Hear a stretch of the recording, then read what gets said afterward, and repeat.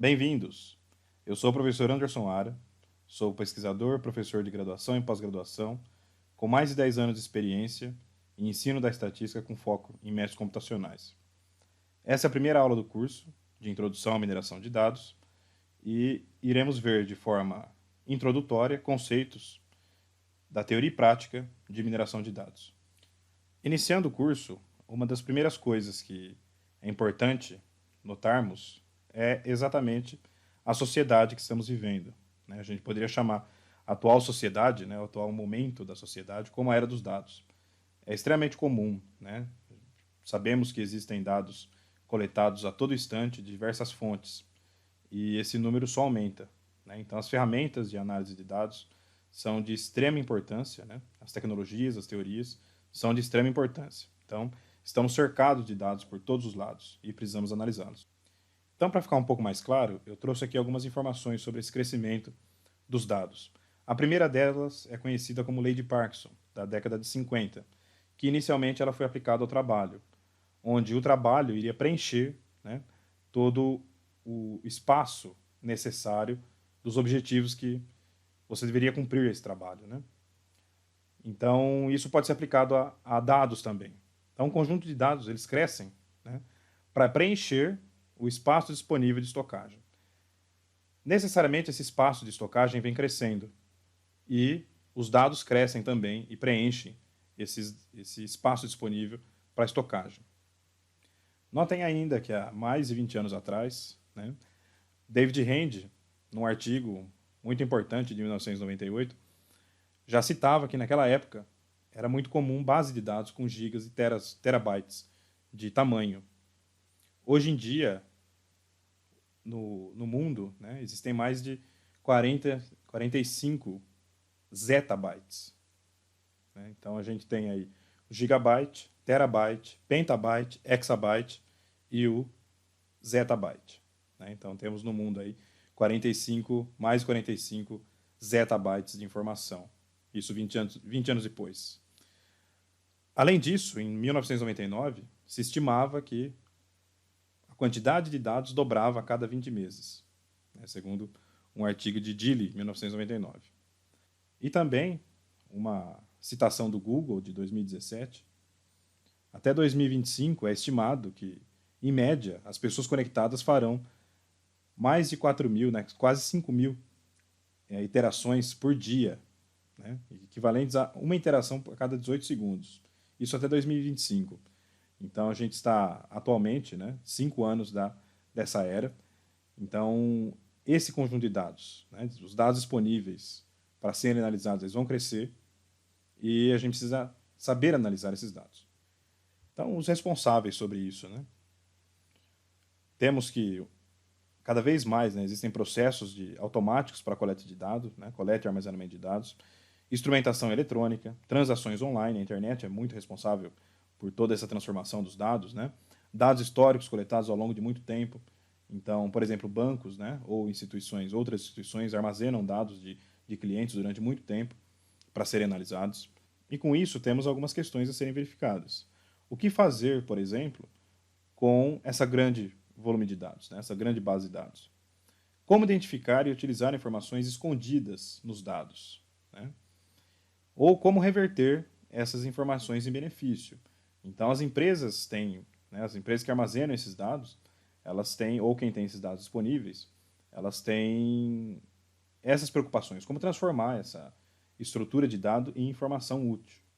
Um questionamento muito importante também seria o que é a mineração de dados. Para entender mais esse aspecto que estamos trabalhando nessa disciplina. Então, eu trouxe aqui 4 definições, de 4 autores diferentes. O primeiro, a definição de mineração de dados, a busca por relações e características globais que estão escondidas em uma vasta quantidade de dados. Então, uma definição bem ampla aí. A segunda, busca por informações valiosas em grande volume de dados. A próxima, a mineração de dados é um processo de extração de informações sem conhecimento prévio de um grande banco de dados e seu uso para tomada de decisão. E a última, data mining, é um campo interdisciplinar, uma nova disciplina, que envolve a estatística, a inteligência artificial e aprendizado de máquina. Então, necessariamente, a gente pode verificar que todas as definições elas vêm no contexto de grande base de dados, né, ou grande volume de dados. Né, por isso que vem o conceito de minerar. Né? Então, a gente tem um volume muito grande de dados e a gente quer encontrar as informações nesses dados. Certo? Isso seria uma definição mais genérica do que seria mineração de dados. E esse grande volume de dados, né, a gente sabe que esse volume vem crescendo exponencialmente, necessariamente, quando pensamos em data mining, não estamos pensando em arquiteturas computacionais ou métodos muito mais sofisticados para lidar com um grande volume de dados. O que difere de contextos que a gente chama de Big Data, por exemplo. Né? Então, na hora que a gente está falando de Big Data, né, que não é o foco da nossa disciplina, mas que é um grande volume de dados que, né, uma quantidade, não só volume, mas de entrada de informação, né, tem vários outros contextos, você vai precisar de aspectos computacionais e teóricos também para como trabalhar com essa base de dados. Então, nesse contexto do que é mineração de dados, eu trouxe aqui uma imagem famosa de um profissional da área de dados chamado Brandon Turney. Essa imagem é de 2012, onde ele tenta relacionar vários termos conhecidos da área de tecnologia, da área de computação, da área de análise de dados, né, como termos mineração de dados, aprendizado de máquina, estatística, inteligência artificial, visualização, neurocomputing, que é uma área mais focada em redes neurais e no sentido de estar modelando a estrutura do cérebro humano, né? Processo KDD, que é o tema da nossa próxima aula, também com a relação da área de negócio, né? Então, o domínio do conhecimento, né? A área do conhecimento, comunicação, apresentação, né? Resolução do problema. Então, é uma imagem bastante interessante, porém uma imagem bastante polêmica.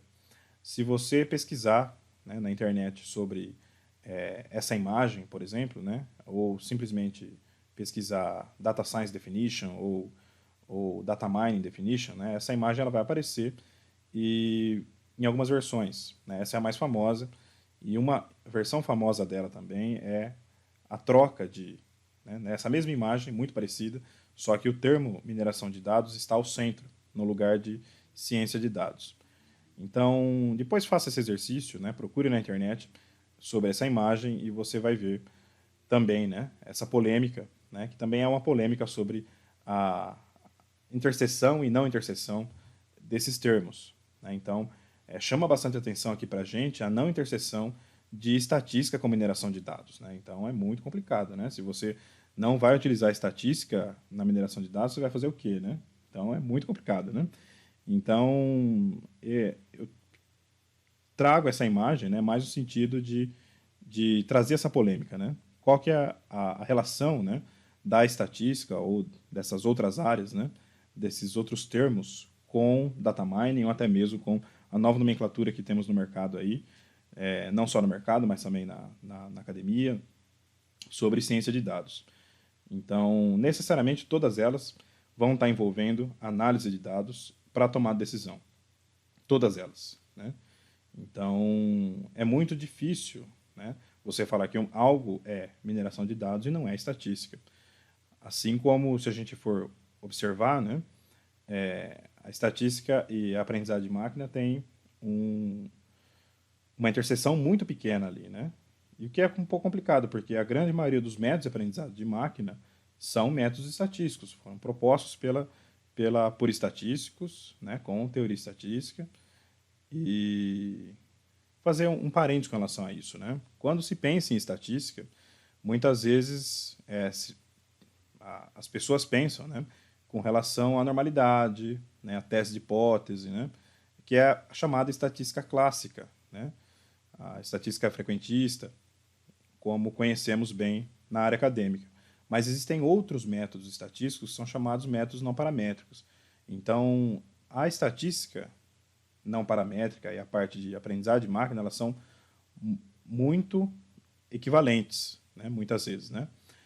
Como exemplo, um dos primeiros algoritmos que se aprende quando se estuda aprendizagem de máquina, chamado algoritmo KNN, que é o K vizinhos mais próximos, é um método estatístico não paramétrico. Né? Ele foi proposto dessa forma, né? Proposto por estatísticos também. Então, essas nomenclaturas são muito complicadas, elas ganham muita força pela sua área de solução de problemas, né? Mas é muito difícil segregá-las, né? Então, é muito difícil, né? Então, nessa situação, chamo a atenção, né, para o não relacionamento da estatística com mineração de dados, que é um grande absurdo, né? Então, obviamente, eu não concordo com essa imagem, né? Assim como as definições anteriores que vimos do que é mineração de dados também não concordariam com essa imagem, né? Então, se você vai analisar os dados, né, que seja de grande volume ou não, se você não utilizar estatística, você não tem como analisar esses dados, né? Então, eu trago essa imagem mais no sentido da polêmica, né, entre a definição desses termos. Dado algumas definições de mineração de dados e também a relação do termo mineração de dados com estatística, aprendizado de máquina, né, essa polêmica, e outros termos, né, vamos falar agora um pouco sobre as aplicações. Então, existem diversos setores de aplicação de mineração de dados. Basicamente, toda a área que coleta de forma automática ou semiautomática dados, né, e precisa tomar decisão, pode estar se aproveitando de técnicas de mineração de dados. Então, o setor bancário, o setor de marketing, o setor de medicina, internet, né, muitas áreas. No setor bancário, por exemplo, que é uma área que contrata muitos analistas de dados no Brasil e no mundo, existem várias aplicações de mineração de dados, que você pode utilizar técnicas de mineração de dados para estar resolvendo problemas no setor bancário. Então, como exemplo, né, estudo do comportamento do uso de cartões de crédito, detecção de cartões de crédito roubado na área de fraude, estudo de comportamento de usuários, do usuário infrator, identificação de clientes fiéis e na área de credit score ou behavior score, né, que são áreas específicas, né, uma para dar pontuação com base na solicitação de empréstimo de empresas ou pessoas físicas, né, e a outra, behavior score, que é para dar pontuação com relação ao comportamento de transações, né, comportamento do cliente dentro do próprio banco, né, nesse contexto. Na indústria, onde a indústria de transformação está interessada cada vez mais na análise de dados voltada à tomada de decisão, existem vários exemplos. Então, fatores que influenciam na produção, tempo necessário para o efeito de uma intervenção no sistema produtivo, associação de variáveis relacionadas aos produtos e aos processos, vários outros exemplos. Na internet, onde existem cada vez mais dados disponíveis, existem vários exemplos como identificação e determinação de padrões em sites, busca de agrupamentos de documentos, análise de rede social. Então, apenas alguns exemplos de outros exemplos que irão crescer com certeza. No meio ambiente, determinação de riscos relacionados a usinas nucleares, determinação de impacto ambiental em instalações de fábrica em determinada região, por exemplo, estudos de fusão de poluentes. Na medicina, identificação de terapias mais eficientes, determinação de padrões de sequenciamento genético, modelos de diagnóstico. Então, se a gente tem vários dados disponíveis sobre pacientes, medicamentos, né, isso pode ser utilizado para diagnóstico automático ou auxiliando o diagnóstico de determinadas doenças. Na área de seguros, com planos de saúde, né, então predição de clientes que comprariam novos produtos, tipos de apólice ou planos de seguro, identificação de clientes de risco, identificação de sinistros fraudulentos.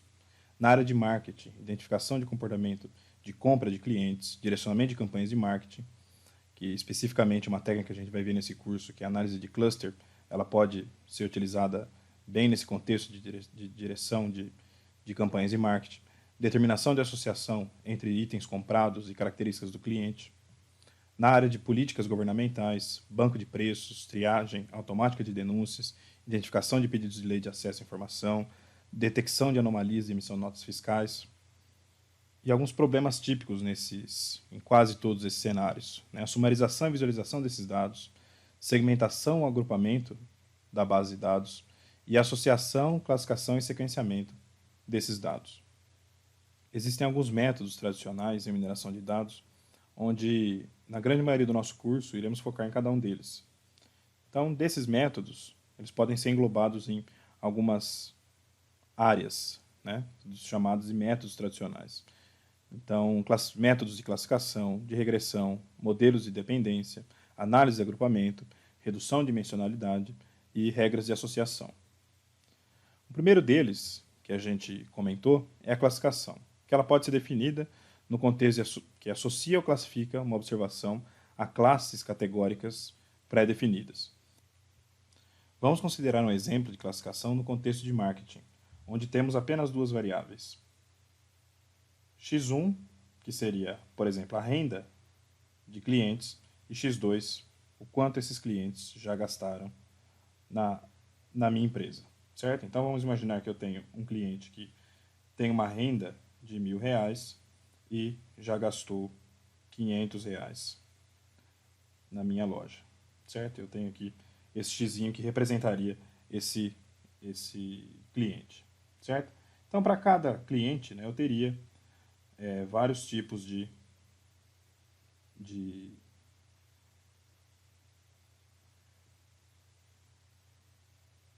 uma nuvem de dados, né? No contexto de que eu poderia estar interessado em verificar, né, oferecer um novo produto, fazer uma pesquisa de uma campanha, né, oferecendo um novo produto para esse cliente. E tendo uma nova variável específica, né, se esses clientes comprariam esse novo produto ou não. Vamos imaginar que esses dois clientes aqui, né, esse aqui, vou colocar um X nele aqui, e esse outro cliente aqui, eles declarem que não comprariam essa campanha, esse novo produto, certo? Então, no contexto de classificação, né, a gente tem aqui duas nuvens, né? A gente tem três variáveis, certo? Que seria x1, x2, mais uma terceira variável, que é a informação se o meu cliente compraria ou não esse determinado produto, cada um desses clientes. Então, no contexto de classificação, né, eu já tenho duas categorias aqui, né? Então, a primeira categoria representando os clientes que não comprariam esse produto, e a segunda categoria os clientes que comprariam esse determinado produto. Então, no contexto de classificação, né, a gente trabalha buscando um modelo, nesse contexto, que uma fórmula, né, uma fórmula estatística ou um modelo que separe bem essa nuvem, certo? No contexto de que acima dessa estrutura são clientes que não comprariam e abaixo dessa estrutura, sim, são clientes que comprariam. Então, é nesse contexto que a gente tem a classificação. Algumas variáveis de entrada e para fazer uma predição no contexto de categórico, né, de uma determinada variável que vai pertencer a duas categorias ou mais. Nesse contexto, clientes que não comprariam o novo serviço ou produto e clientes que comprariam. Então, a gente vai ver durante o curso vários métodos de como realizar, né, a construção dessa, que inicialmente aqui seria uma reta, né, mas a gente vai ver no decorrer do curso que essa reta não necessariamente tende a ser uma reta, mas pode ser bastante flexível, né? E tem vários contextos teóricos, né, várias metodologias e outros conceitos teóricos que a gente vai ver durante o curso. O próximo método seria a regressão, né? Vamos imaginar no mesmo sentido de marketing, né, que temos duas variáveis, onde x1 é a renda dos meus determinados clientes e y vai ser uma variável, né, a ser predita, né, ou explicada no contexto de quanto o meu cliente vai gastar na minha empresa, né? Vai gastar com produtos da minha empresa. Então vamos imaginar que nesse contexto, né, eu tenho aqui dados, né, sobre um cliente que ganha também R$ 1.000, né, e já gastou, né, na minha empresa, né, poderia ser os mesmos R$ 500, certo? Eu vou ter ali esse cliente representado em 2D aqui para a gente, né, em duas dimensões, por esse X, né? Da mesma forma, eu poderia ter várias observações sobre esses clientes, né? Quanto que ele ganha e o quanto que ele já gastou. Qual que é a diferença principal com relação à classificação? Aqui a variável a ser predita é uma variável numérica, certo? No contexto aqui que a gente está definindo como uma variável de valores reais, certo? Então, o nosso objetivo, né, construir um modelo, né, vou imaginar que seria, né, mais observações aqui, né, construir um modelo que explicasse a relação dessas duas variáveis, né, entre duas variáveis, onde especificamente a variável ser predita, né, a variável resposta, ela é uma variável contínua, certo? Então, por exemplo, um possível modelo, né, ajustado poderia ser essa curva aqui, né, nesse contexto. Então, note que no caso anterior tínhamos três variáveis, né? x1, x2, que anteriormente estava no eixo y, né? E uma terceira variável que seria a categoria. Aqui nesse caso temos apenas duas variáveis, né? x1, que poderia ser simplesmente x, e y, que seria a variável a ser predita, né? Então, uma das principais diferenças entre classificação e regressão, né? Na área da estatística, a palavra regressão, né, também representa a estrutura de classificação anterior, mas uma regressão com dados para dados categóricos, né? Mas o termo classificação ela tem crescido cada vez mais quando se faz uma regressão com dado categórico, né? Na área de aprendizado de máquina, na área de mineração, essas duas. Então é por isso que a gente está vendo essas duas definições, né? Com o nome de classificação e regressão. Existem outros métodos, modelos de dependência, que o principal objetivo é verificar a relação entre variáveis, né? Então vamos imaginar que eu tenho aqui a variável x, que é o quanto o cliente ganha, com relação ao quanto o cliente gasta, né? Então, eu gostaria de verificar o relacionamento entre essas duas variáveis, né? Será que x causa y, né? Quanto mais o cliente ganha, né, mais ele gasta, né? Seria uma relação entre essas duas variáveis, né? Existem outras variáveis que a gente poderia considerar, talvez, por exemplo, sexo, né? O sexo impacta em quanto o cliente vai gastar nos seus produtos, né? Comprando seus produtos, por exemplo, né? Então, esse é um exemplo de um modelo de dependência, que ele está interessado em verificar as relações entre as variáveis. Não necessariamente prever, mas sim verificar o relacionamento entre essas variáveis. A análise de agrupamento é uma análise muito importante também, conhecida como análise de cluster, que também vai no contexto de variáveis categóricas, né, de classes, porém com uma diferença importante, né? Então vamos imaginar que eu tenho as mesmas variáveis x1 e x2, x1 o quanto os clientes ganham, x2 o quanto eles gastam dentro da nossa empresa, e eu tenho vários dados sobre esses clientes, né? Então vamos imaginar que cada pontinho aqui representa um cliente, o quanto ele ganha e o quanto ele gasta. Então só tenho duas variáveis, duas informações. E quero verificar se existem grupos diferentes de clientes, né? Olhando de uma forma bem rápida, né? E de uma forma bem subjetiva, a gente pode notar que existem duas grandes nuvens para esses conjuntos de dados. Então, uma nuvem nesse contexto e outra nuvem nesse contexto, né? Então, basicamente, aí são nuvens que expressam, né, se os clientes ganham muito ou não, né, a renda deles aí, e não segrega se eles gastam muito ou não nas minhas, e não segregam se eles gastam, e não segregam se eles gastam muito ou não na nossa empresa. Vamos deixar a explicabilidade um pouco do lado, mas nessa estrutura, né, estamos interessados em criar grupos, e esse grupo é uma variável que a gente poderia chamar de latente, ela não existia ainda, ela foi criada. E existem várias técnicas de como criar esses grupos. É uma técnica muito interessante, né? Tem várias aplicações, até mesmo na estrutura de marketing, né? A gente poderia traçar estratégias diferentes de campanhas de marketing para essas duas nuvens. Seguindo para os próximos métodos, um método muito importante também é o método de redução de dimensionalidade, onde temos o principal objetivo de reduzir, né, a dimensão matemática de um conjunto de dados que estamos trabalhando, né? E essa redução, necessariamente, ela é transcrita no número de variáveis que estão sendo analisadas.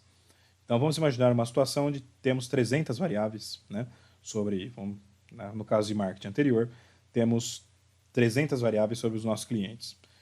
Muitas técnicas, utilizar essas 300 variáveis pode acabar sendo inviável, né? Esse 300 poderia ser até maior, até um pouco menor também, mas é um grau de dimensão P, que pode ser inviável para algumas possíveis técnicas.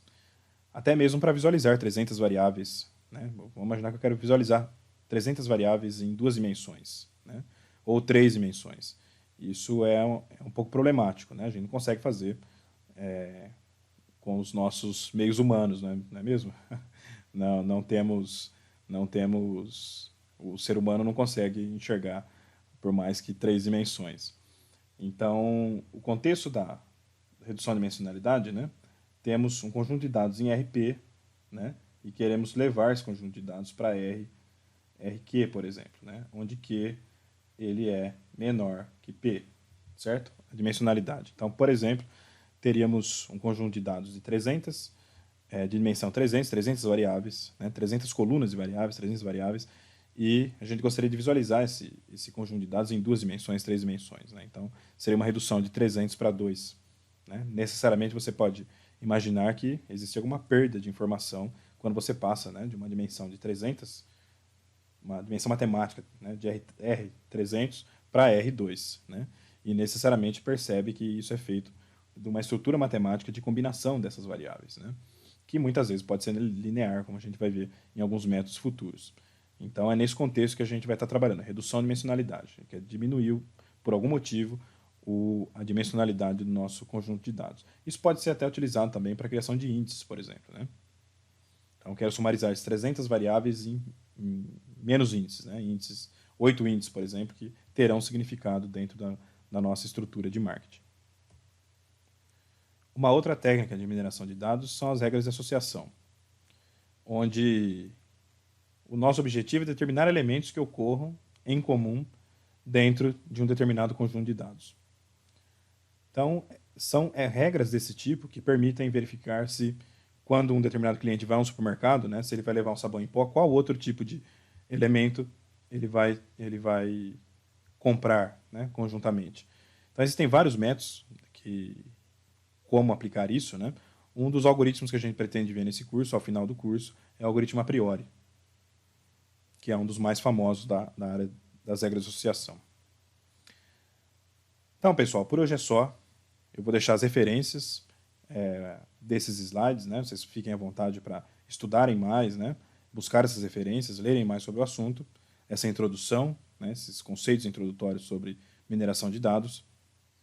E recapitulando nossa primeira aula, vimos o crescimento dos dados gerados, algumas definições de mineração de dados, sua aplicabilidade e uma breve definição dos métodos principais utilizados na área de mineração de dados e que serão, em breve, foco das nossas aulas. Por hoje é só. Até a próxima.